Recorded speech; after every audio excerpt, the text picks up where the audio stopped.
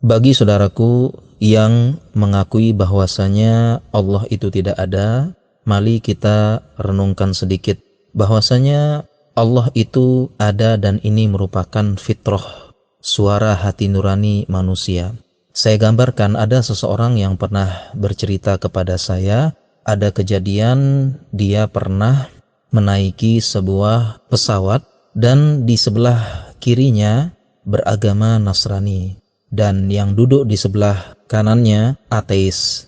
Suatu ketika pesawat berguncang dengan dahsyat dan pilot pun mengumumkan bahwasanya cuaca buruk dan ada kemungkinan pesawat akan melakukan pendaratan darurat. Dan orang ini tentu saja yang beragama Islam berdoa ikhlas kepada Allah, dan dia melihat temannya di sebelahnya yang beragama Nasrani pun berdoa, dan dia melihat teman yang sebelahnya lagi yang ateis hanya bisa pasrah. Dan keduanya karena ada tempat bersandar yang paling akhir yaitu Rob Allah, teman kita ini merasa tenang, ada harapan terakhir.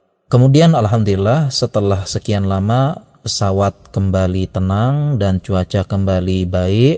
Akhirnya yang ateis ini mengatakan, saya melihat kalian berdoa dan kalian bisa merasa tenang sedikit. Sedangkan aku bingung berdoa kepada siapa, aku tidak tahu kepada siapa aku berharap di saat-saat seperti ini. Nah, renungkanlah kisah ini bahwasanya fitrah kita manusia, kita butuh kepada Rob, penguasa semesta alam, yang dimana ada saat-saat tertentu manusia tidak kuasa, manusia tidak bisa saling mengandalkan, dan kita perlu yang maha kuasa. Ini adalah fitrah.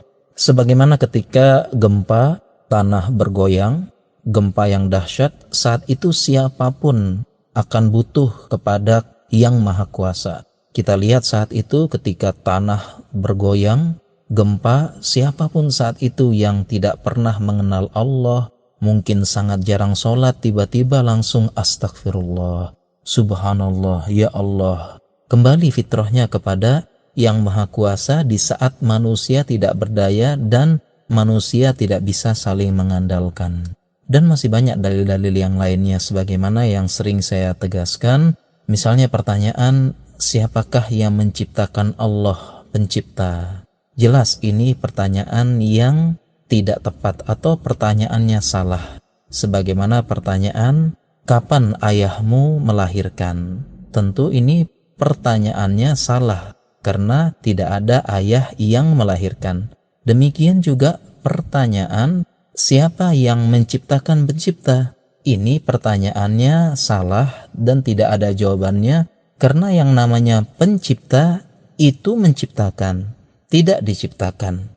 Dan logika membenarkan harus ada yang menciptakan dan dia tidak diciptakan, karena pertanyaannya akan berakhir terus, tidak ada ujungnya. Siapa yang menciptakan ini? Oh, siapa yang menciptakan ini? Siapa yang menciptakan ini?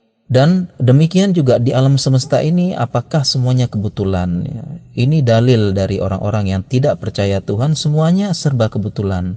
Kebetulan manusia begini, kebetulan matanya begini, kebetulan begini, kebetulan di bumi. Ini semua adalah tidak benar.